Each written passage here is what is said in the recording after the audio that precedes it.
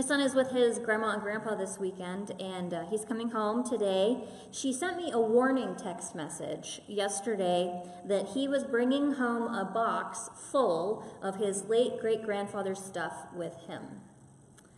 Keychains and hooks and buckets, apparently, what she calls old man granddad junk. And for Christmas, my mom gave me some clip-on earrings. Well, they used to be clip-on earrings. They used to belong to my grandmother, her mother, and she changed them because she works with jewelry so I could wear them in my pierced ears. The keychains my son will be bringing home and the earrings that I have in my home aren't replacements for the people that we have lost in the last several years. They are remnants. They are a sign of a space that people used to inhabit. I learned several years ago that because of how the mechanics of vision work, like the interplay of light around us and the shape of our eyes and the ways our brains functions, sighted people are not actually seeing the world in real time. We see the world as it was 180 milliseconds ago. Admittedly, that is very fast. Still not real time. And that reminded me of how when we look up in the night sky, the lights we are seeing are not the present light that those stars are emitting. They are distant light. Not only distance in time, but in space, because the Earth rotates, and so does our solar system, and so does our galaxy, and we've been constantly moving, as have the lights we all see. Whenever we look up, we are seeing how space was, not is. In our scripture story today, we're catching the tail end of a long negotiation between Moses and God. If you're ever afraid to ask God anything or be mad at him, know Moses did both of those things at the same time. The Israelites have been liberated from the oppression in Egypt. They have come to the foot of Mount Sinai to receive the covenant law. But while Moses and God have been conferring on the mountain for at least a month, the people have lost faith. And so Moses' brother Aaron has crafted for them a golden calf to worship. To say Moses is angry and that God feels betrayed would be severely underselling it, because God is pretty sure God's just going to destroy this mess of people. But then this remarkable thing happens. These people who've been constantly ragging on Moses since the moment he showed up, who have doubted him and shouted at him, Moses intercedes for those people. Moses reminds God that he has made promises, that God's character is at stake here, and that the people will be hopeless without God to accompany them. And remarkably, God relents. God remains the God of God's people. But near the end, Moses stops speaking for the people, and he stops negotiating for the sake of others. After all the pleading and all the arguing and the rebuking, after asking to have God's will made known to him, Moses asks a really intimate question. Show me your glory. Now, Moses has seen God's liberating acts. And the scriptures tell us that there's this place called the Tent of Meeting where Moses and God confer all the time. It even says face to face. But Moses has still not seen God in God's fullness. But that's not how this works. Part of God's ways and God's glory and God's goodness will always remain unknown and unseen because we're really different than each other. Dimensions of God's ways in the world will remain mysterious, elusive, and incomprehensible, but not unkind. So God tells Moses that God will reveal a portion of God's self.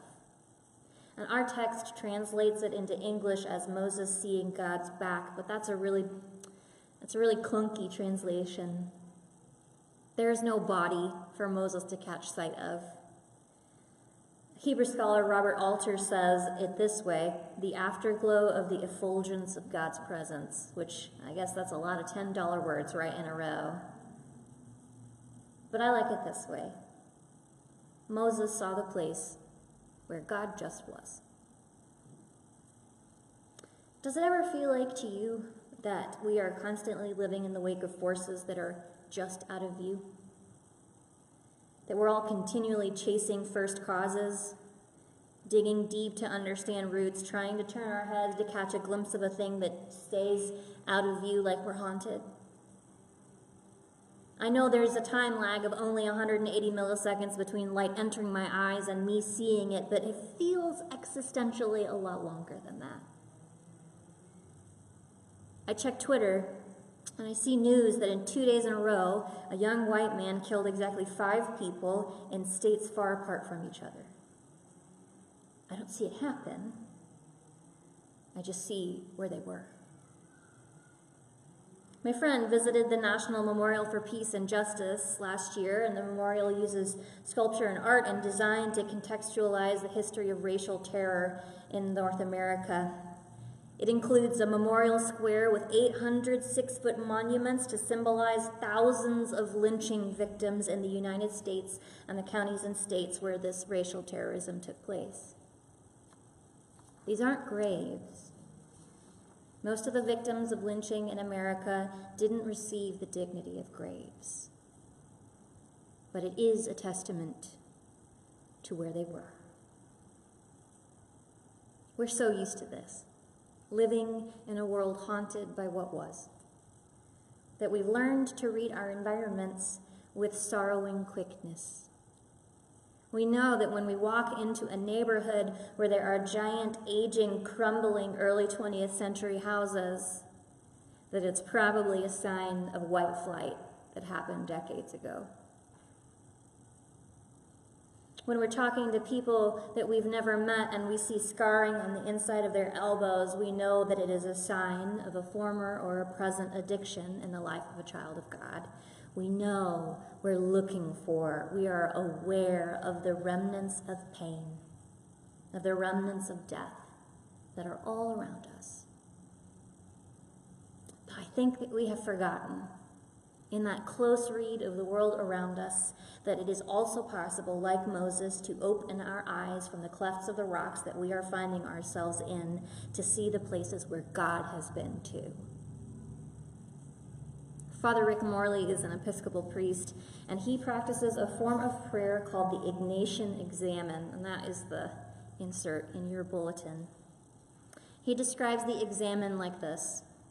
The Examen is a prayer, usually prayed at the end of a day, where you intentionally recall your own failures, but you also recall God's little gifts of grace throughout that day.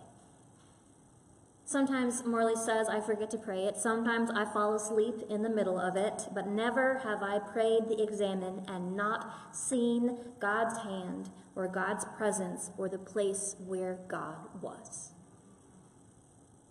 The Ignatian Examen is broken up into 5 rough parts.